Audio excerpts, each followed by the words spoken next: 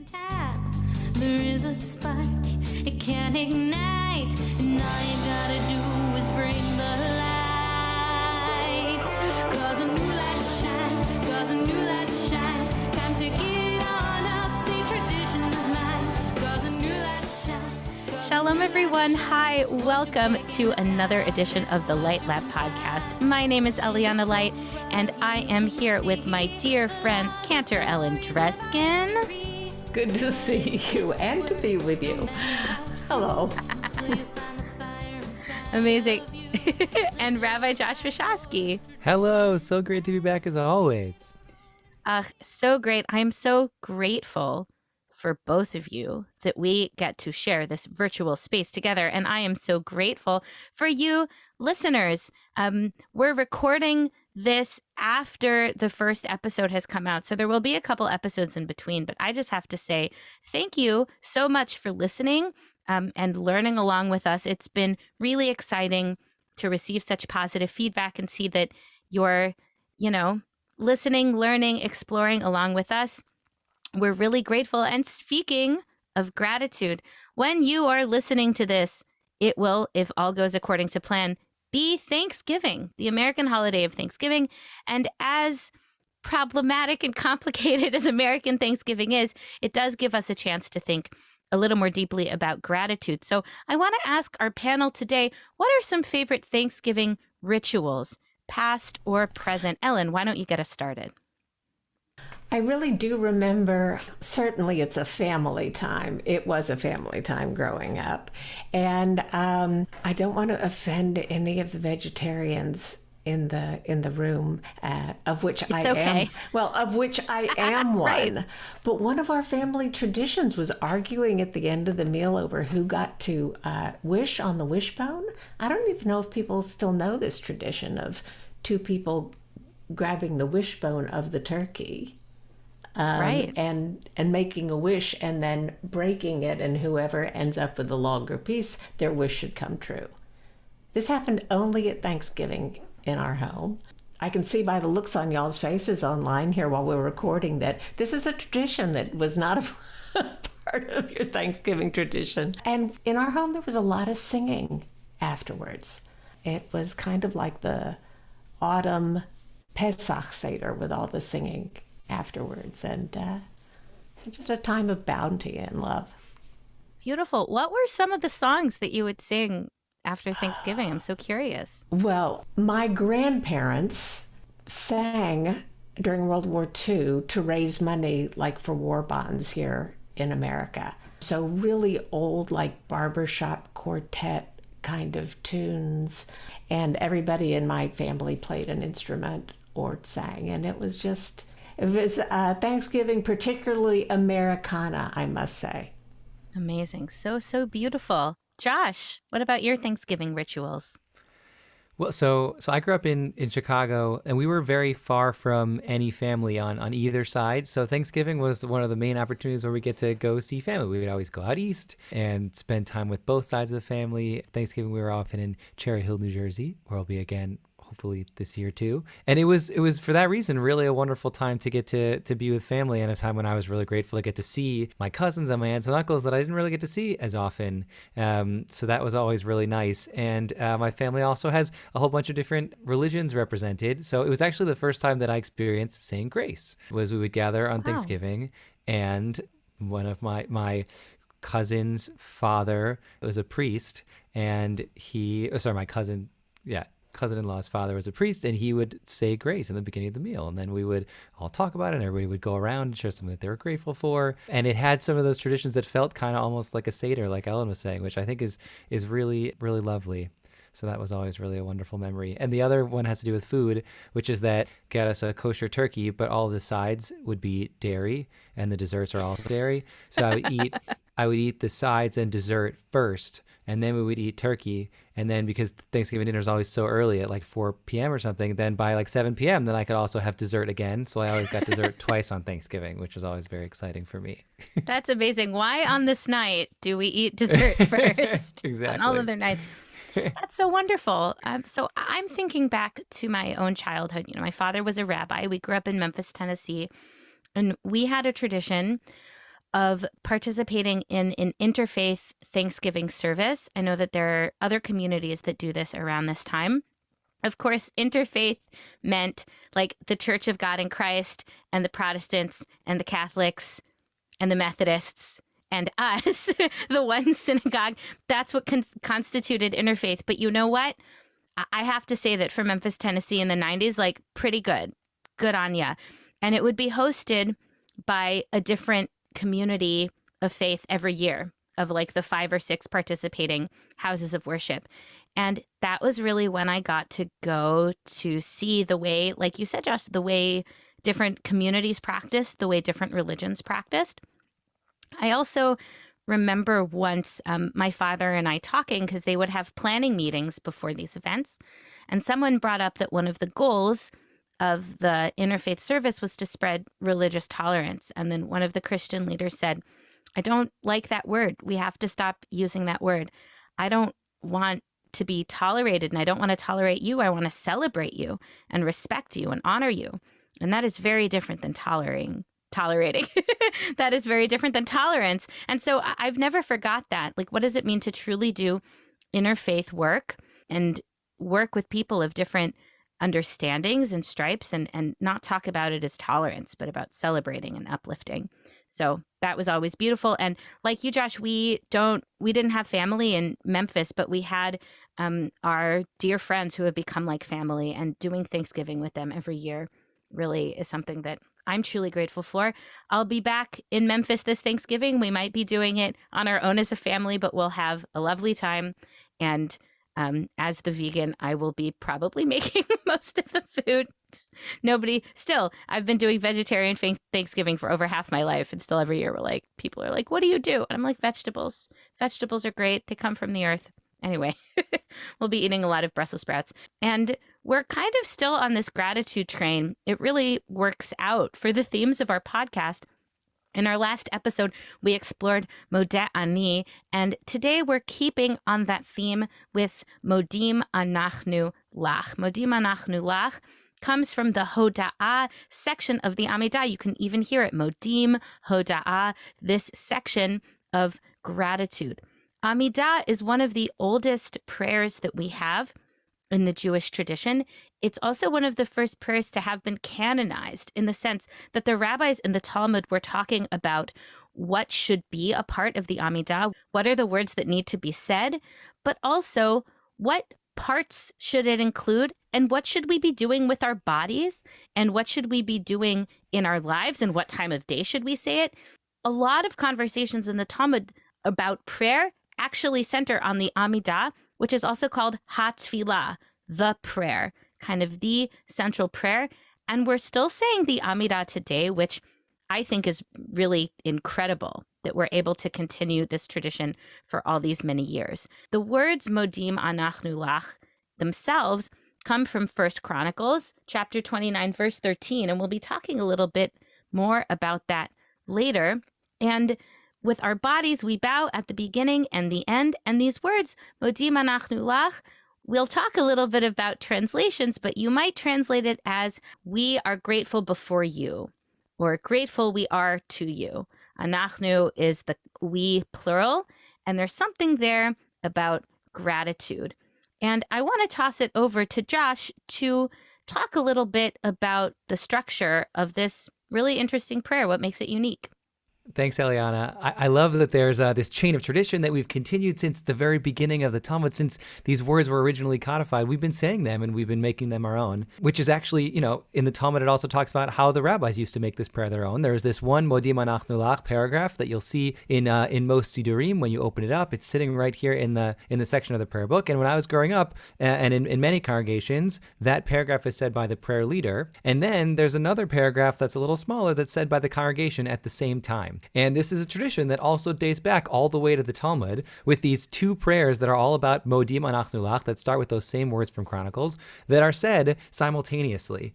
And in the Talmud in Masechet Sotah, it talks a little bit about why. They ask the question, while the prayer leader is reciting that first Modim Anachnu Lach, what are the congregations supposed to say? What is the congregation supposed to be doing at that time? And all these different rabbis have different things that they would do. Some would say, we give thanks to you, O God, and calling God this name and calling God that name. Yotzer Breshit, the God of the ultimate creator, calling God a whole bunch of different names. God of living flesh, El HaBrachot, El HaHodaot, the God of gratitude. And they would finally conclude the prayer by saying, Al she'anachnu modim lach.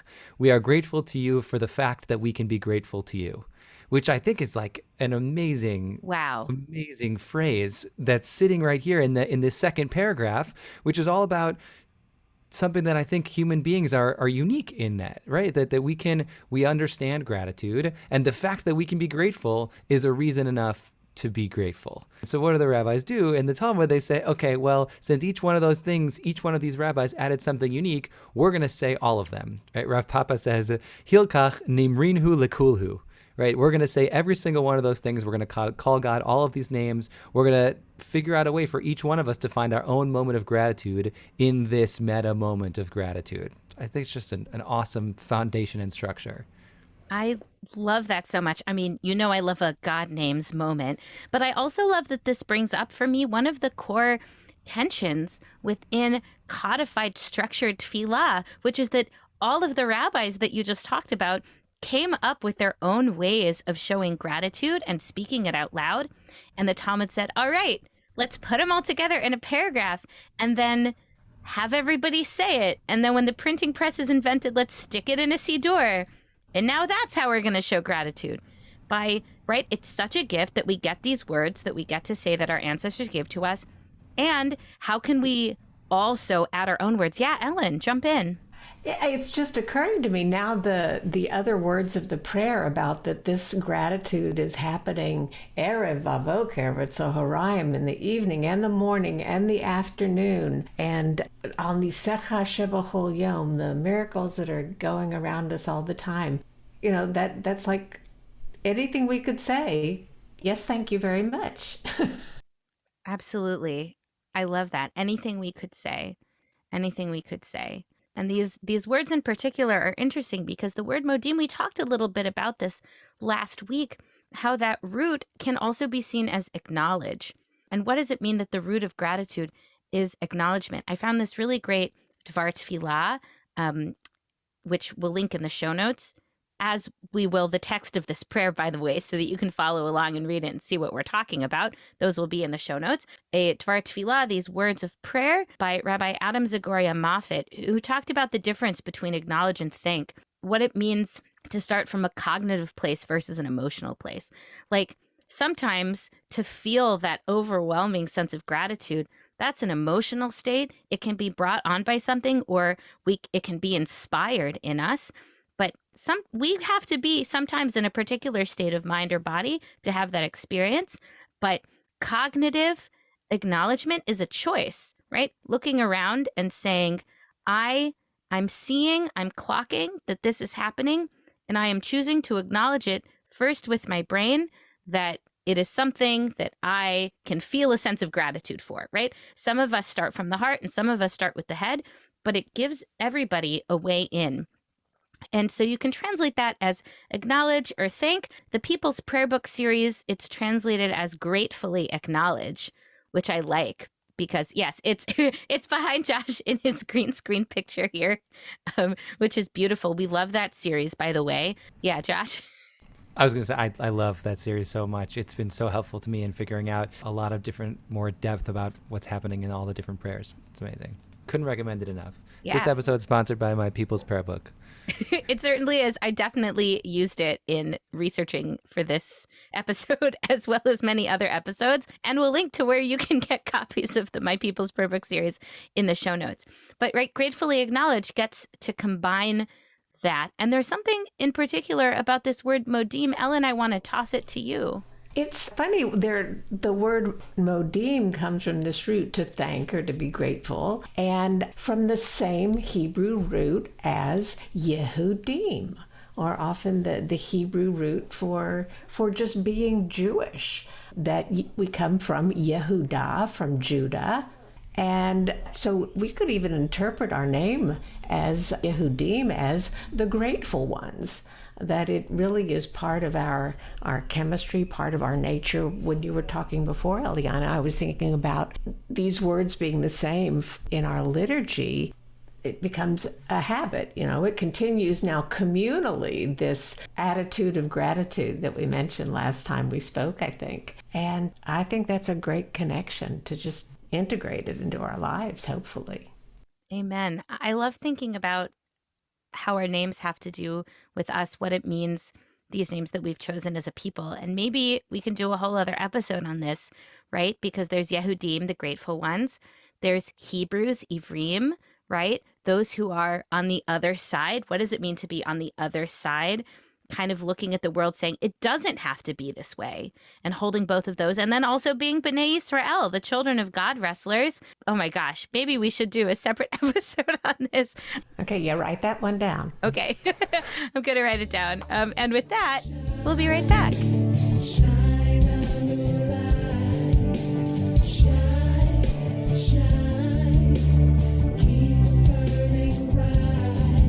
So let's dive a little bit deeper into Modim Anachnu Lach, seeing what we find when we hold it up to the light. Josh, what do you have for us?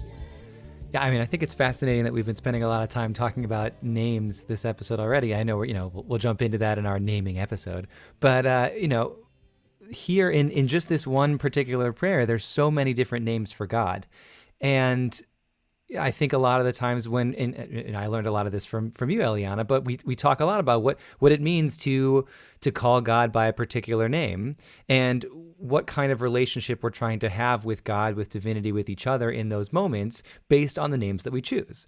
And so in this particular prayer, we call God Tzur Chayenu Magen Yishenu. That's what the prayer leader says. Tzur Chayenu, the rock of our lives. Magen Yishenu, our protector, our savior. And in the prayer of the congregation, the paragraph that's similar but added all those prayers of the rabbis, we use a lot of different names. Elohei Kol Basar, the God of my flesh. Yotzreinu, our creator. Yotzer Breshit, the creator of creation. And then we get to these names at the end in the prayer leader section that always stuck with me, and I never really thought about what they were actually saying, but we have this name Hatov, the goodness.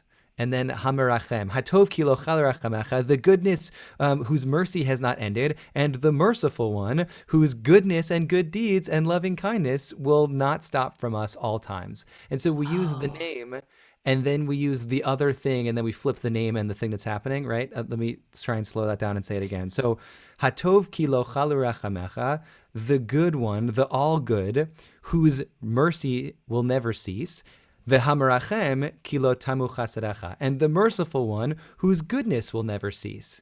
And so we flip these two names, but all going back to what it means for thinking about in this moment of gratitude, all the good things that have been done for us. And so we call name the goodest name that we could think of, which is just the good, Hatov. I love that idea and what it means for how we're going to interact with God in this particular moment. I love that so much. I also love how even just saying the good whose mercies never cease and the merciful one whose goodness never ceases, that's an infinity symbol right there. That just keeps going back and forth. Yeah. The good who is merciful and the merciful who is good and the good, right? And that kind of poetically gets us in this mode of ongoing infinite blessing. Absolutely beautiful. Absolutely beautiful. Ellen, what tidbit do you have to share with us? One of my favorite phrases in the prayer is this towards the end, Me'olam kivinu lach. This word kivinu from the same Hebrew root is hatikva, to hope. And that I think of it in the context of where the prayer falls, as you mentioned before, Eliana, in our liturgy at the close-ish of the Amidah, and that we're now collectively expressing gratitude, hearkening back to the beginning of the service from when we said Ani, now we're Modim collectively Anachnu Lach, and that after petitioning God throughout the Amidah, that we are expressing we have hope. We're going back out into the world with faith that the blessings will continue, that the gratitude will continue. We say we are grateful for Nisecha Shebachol Yom, that again, the everyday miracles, the Nisim B'chol Yom, the Birchot HaShachar from the beginning of the service. So I feel like it's almost like a little bit of a closed parentheses that we opened up together before. And a sense of landing and security in this Me'olam Kivinu Lach.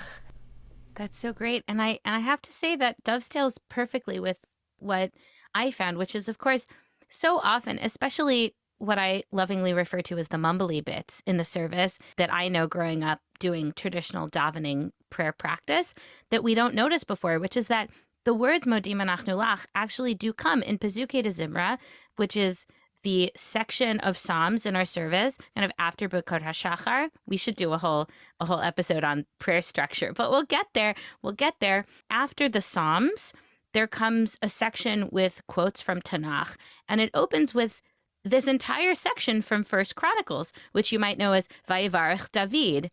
And of course, I've read these words a lot, and I forgot that Modim Anachnu Lach was actually here. This is where David is blessing the Holy One, calling forth blessing in front of all these people. This is also where Lecha Adonai Hagdula v'Hagvura v'Hatiferet v'Hanetzach v'Hahod comes. Yours, Holy One, our greatness, might, splendor, triumph, and majesty. There's a beautiful melody for this, by the way, by our friend Jackson Mercer, which I will link in the show notes because it's wonderful. But it's also, you might have heard it as Lecha Adonai Hagadula, also is said as the Torah is being paraded around, right? All of these different pieces from Tanakh that are used and grabbed in different ways. But we get, again, in line 13, Ve'ata Eloheinu, Modim Anachnu Lach, Umahalalim L'Shem Tifartecha. Now, Holy One, Eloheinu, we praise you and extol your glorious name. And this is something I learned from Rabbi Eli Confer, which is that when a piece of text is used in a service, to look at what comes before and after, not just the text itself.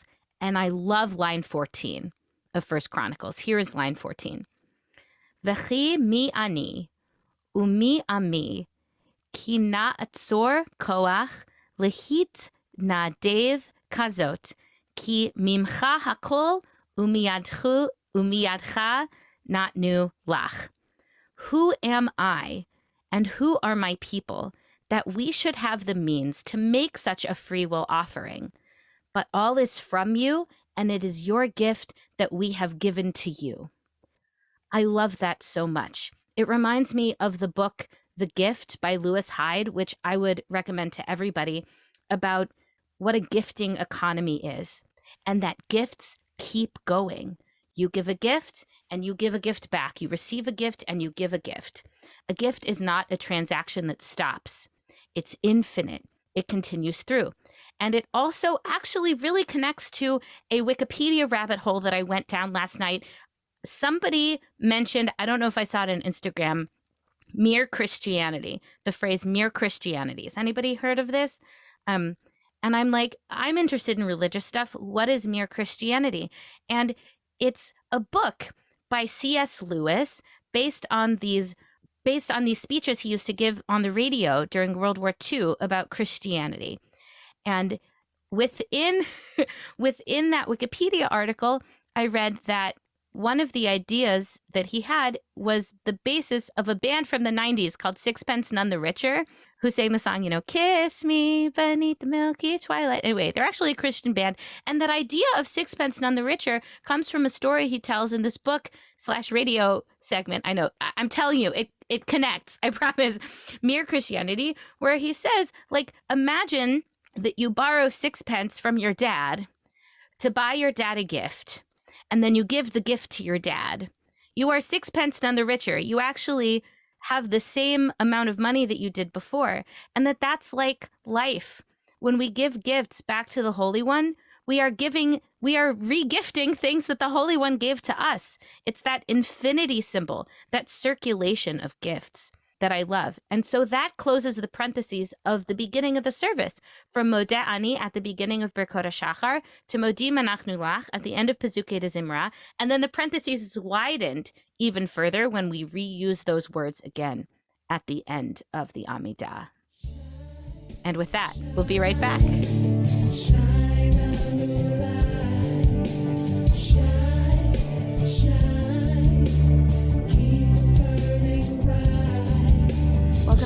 everyone. Just like our beloved Sesame Street, sometimes we have a letter of the day.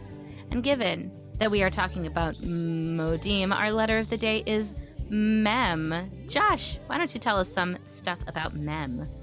Oh, Mem is such a great letter. I mean, all the letters are such great letters, but I love them. This one in particular, I've been really interested in the letters. You know, Eliana, you've gotten me to talk a little bit more about the letters and what they're all about. I've been reading this book, which we can put in the show notes also. It's called The Book of Letters by Rabbi Lawrence Kushner. And it's really, really great. It has all the different letters and some mystical connections, some things that are connected with the different words that those letters are found in. And I think the Hebrew language is very intentional with all the letters that are chosen and how they all connect to each other. And especially when you're learning how to write in Hebrew calligraphy or become a sofer, you learn that all these letters are made up of other letters. And the way to you can't make a letter without crafting it from other letters, which I think is really powerful, that letters are the building blocks of other letters. But in any case, this particular letter Mem makes up a whole lot of different words and is found in a lot of different places. But two words also that are the foundation is the letter Mem are the words melacha and menucha. Melacha is work, the kind of work that we do during the day, the kind of work that is the mundane, the kind of work that we refrain from on Shabbat. And at the same time, it makes up the word menucha, which is that rest. And that must mean that they're part of the same coin, right? That melacha and menucha have to be connected to each other, that we can't continue on working all the time without any menucha. And that, again, we don't even realize what menucha is unless we also have that work that goes along with it. We can't understand what true rest is if we're not resting from something also. So I think that's a really powerful way to think about being grateful for the time that we have to rest. And then the only other thing that I want to add is that the two letters that make up a mem when you're trying to write it and craft it in Hebrew script, it's made up of a kaf and a vav. That's how you'd put those letters together, a kaf and then a vav next to each other and connected. That's how you'd make the letter mem. And in gematria, in Hebrew numerology, kaf and vav is equal to 26. Kaf is 20, vav is 6, which is also the numerical equivalent of one of God's names, the tetragrammaton, Yud, He, Vav, He. The four-letter name for God also comes out to that number 26. It's a powerful and mystical number. And so in that letter mem, we also have connection with divinity and with God. So in that gratitude, in that mem, in that modim, we bring it all back to the source. That's fantastic. Continuing in that names of God mode and the way that Mem is connected to that. I know it's not our names of God episode, but it's everywhere. It's everything. Say, it will be part of every episode. Every episode is our Amen. Names of God episode. Is Amen. Another name for God is Makom, which begins with a Mem, ends with a Mem, and highlights the fact that now that Mem is such a great letter, there's two of them. There's the one that appears within a word or at the beginning of the word, and then there's the final form of the Mem at the end. And these two Mems in the word Makom, this name for God, which really is the place with a capital P, Makom, has the word Kav, Kuf, Vav in between. Kav means line.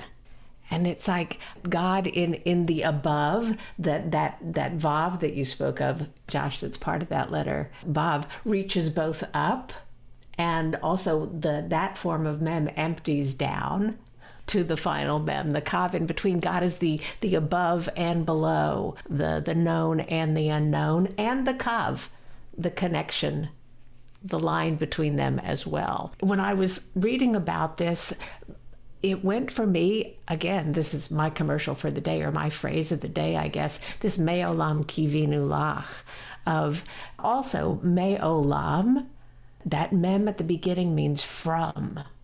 Me'olam, from, also ending in a Mem, from every universe, from every angle, from now until forever. Kivinu Lach.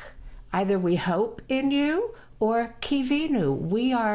We're the line, we're the connection going forward. So my head and my heart just went to all sorts of places of connection to the Echad with the Mem at the beginning and the end. I love that. I love the idea, like Me'olam Kivinu Lach could maybe be like, and we're forever on this path with you. Like we're forever on this line, forever on this journey with you.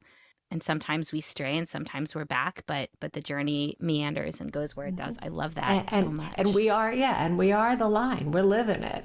And it's somehow connected to gratitude. Thank you. What a grand journey to be on. Oh my gosh, so amazing. And the word makom, place, connects to what I'm going to talk about as well. In fact, everybody's does, because it's all connected, which is that last year I had the opportunity to take a few classes with Victoria Hanna. We'll link to her work in the show notes. She does incredible work around voice, vocalization, and embodying the letters.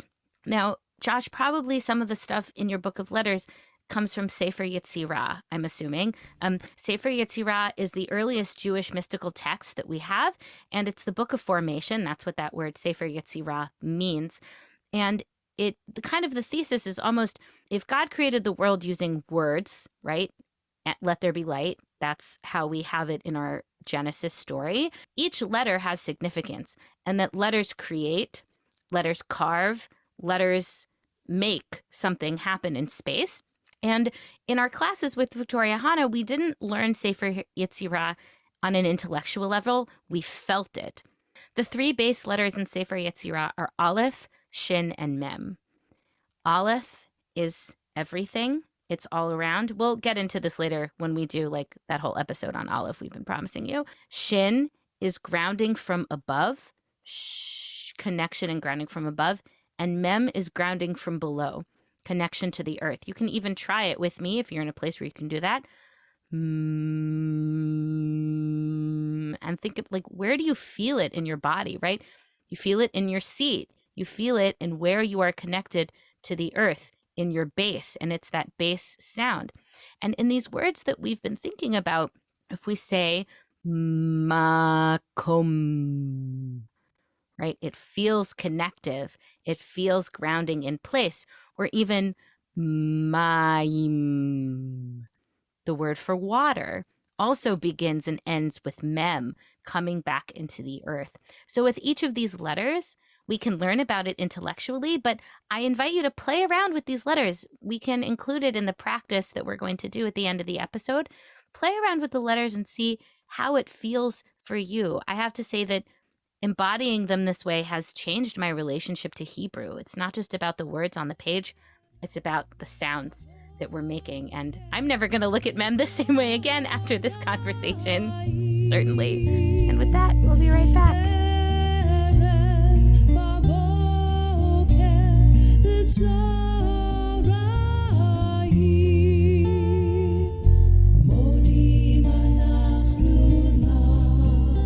Welcome back, everyone. Let's go back to Modim Anachnu Lach. Now that we have explored the letter Mem, learned a little bit more about the meaning and the history behind this piece of text, let's talk about our favorite ways to set it to music. Ellen. One of the things that I appreciate doing is creating spontaneous prayer in the course of communal worship.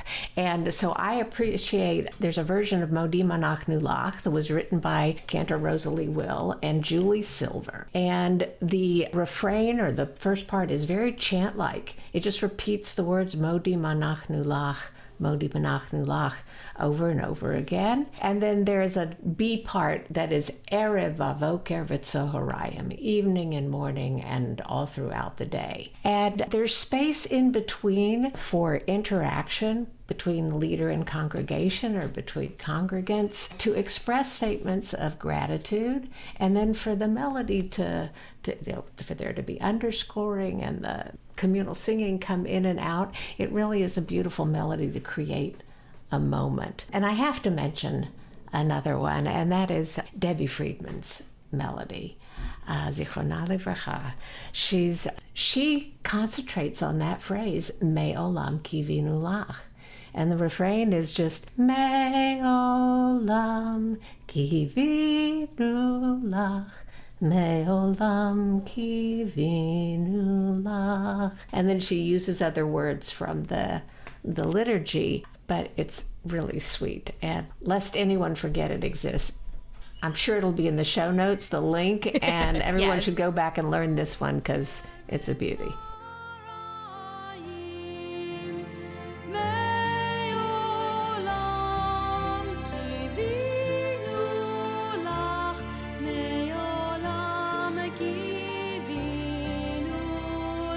Thank you so much. I love learning about melodies from you. And I also have to say, because I almost forgot to mention it, and I would be very mad if I went through this Modim Anachnu Lach episode and forgot to mention that that setting by Rosalie and Julie was the inspiration for my Wi-Fi. Because if you come to my apartment, my Wi-Fi network is called Modim Anachnu Lach, which I think is funny. And the password, this is even more niche, is morning, noon, and light, which I think is funny on multiple levels.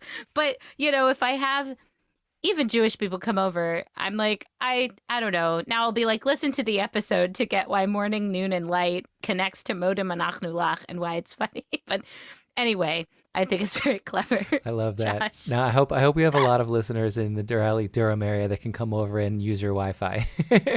And steal my Wi-Fi. Yes, everybody steal my Wi-Fi.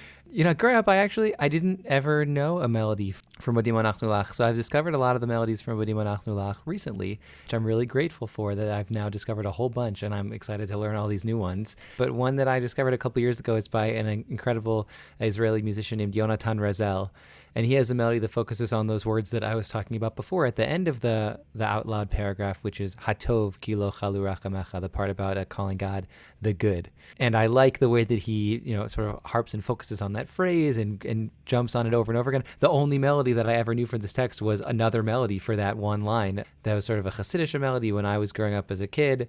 And now I have this other melody that I also really like. So we'll put it in the show notes too. I really like the way that he loops it around, getting back to that infinity symbol that Eliana was talking about before.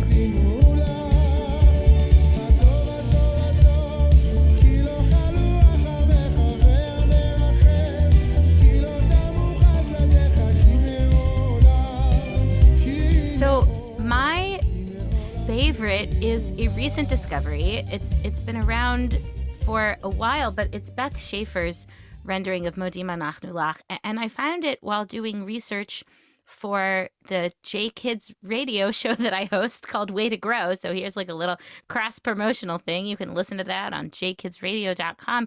I was doing an episode on gratitude, and I know a bunch of moda'anis, but I didn't really know, like you said, Josh, lots of melodies from Modim Anachnu Lach, and I love it. It's so fun and groovy and musically rich. I love the English that she brings in, and like anything Beth does, it is like the music is just so good. She's an incredible musician. Her melodies are great. The guitar work is fabulous. It's just really fun. So we're going to dance out of this segment to Beth Schaefer's Modim Anachnu Lach.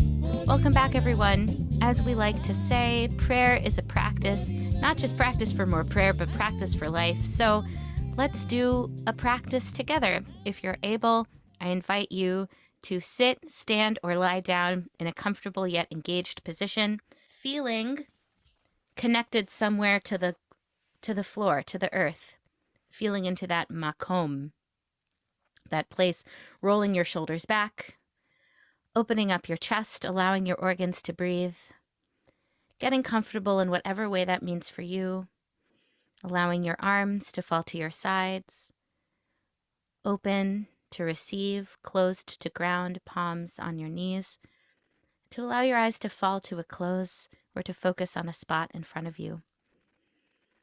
As you start to breathe in deeply, in through the nose to lift, out through the mouth to ground. Breathe in to lift. Breathe out to ground. And to start to follow the natural pattern of your breath.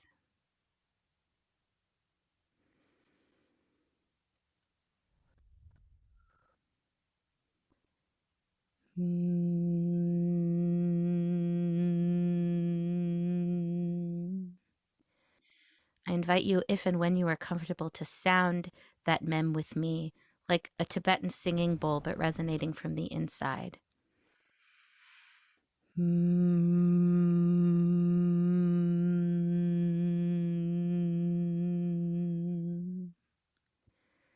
I invite you to play around with that sounding mem, moving it wherever it feels it needs to move, feeling that grounded connection in your body and in the space.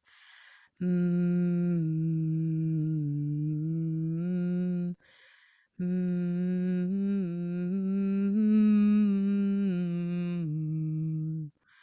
Mm.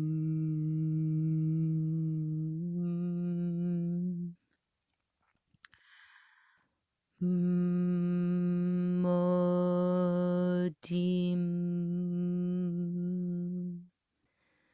Sound that word, play around with it, see how it feels for you, starting from grounding and coming back to grounding.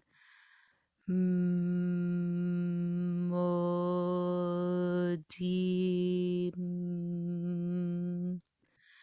Modim.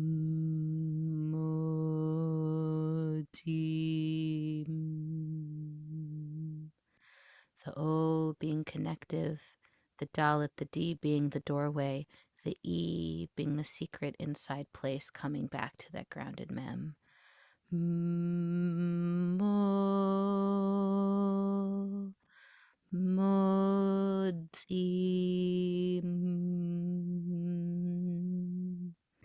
As you chant Modim, can you invite a feeling of gratitude into your body? This time not in the cognitive sense. Not a list of things you are grateful for, but a feeling of gratitude for right now, right here, whatever is coming out for you. Invite that feeling of gratitude, ground in it into that mem, and feel it wash over from your toes, from your seat, up through your chest, through your arms, through the top of your head, grounding yourself in gratitude.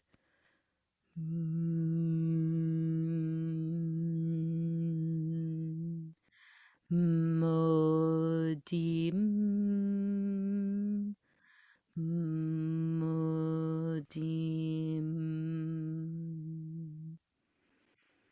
Take a few breaths to sit, marinate in that gratitude for a moment.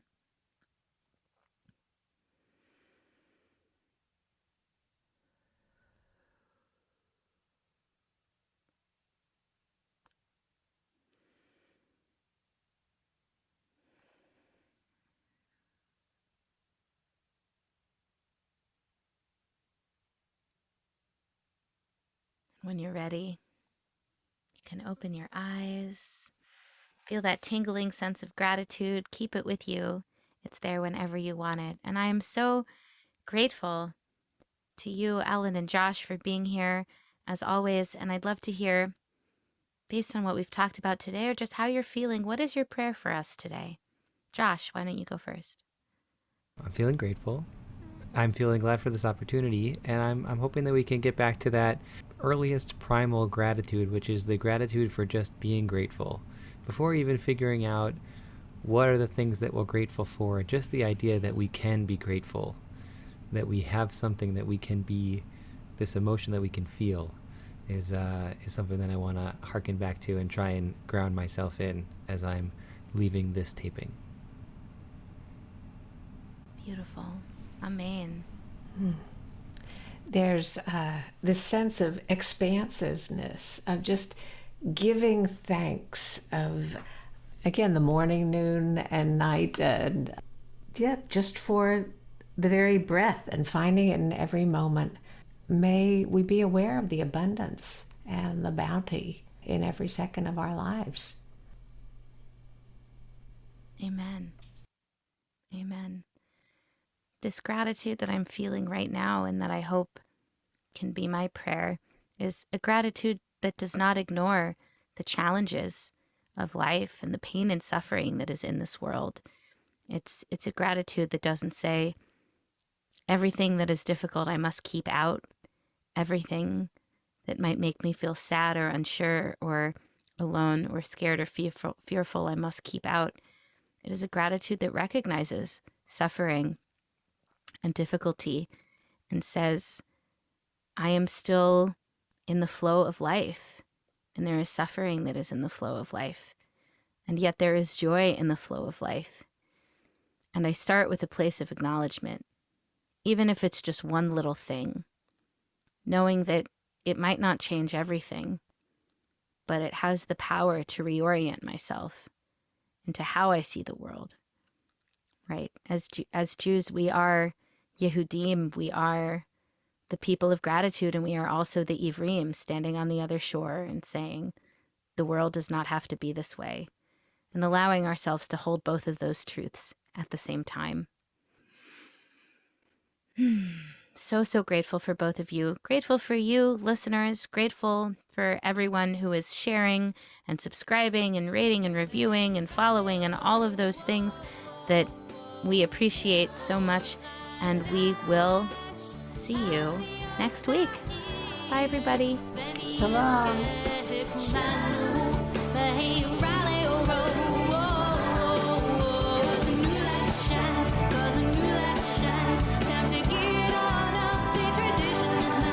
Cause a new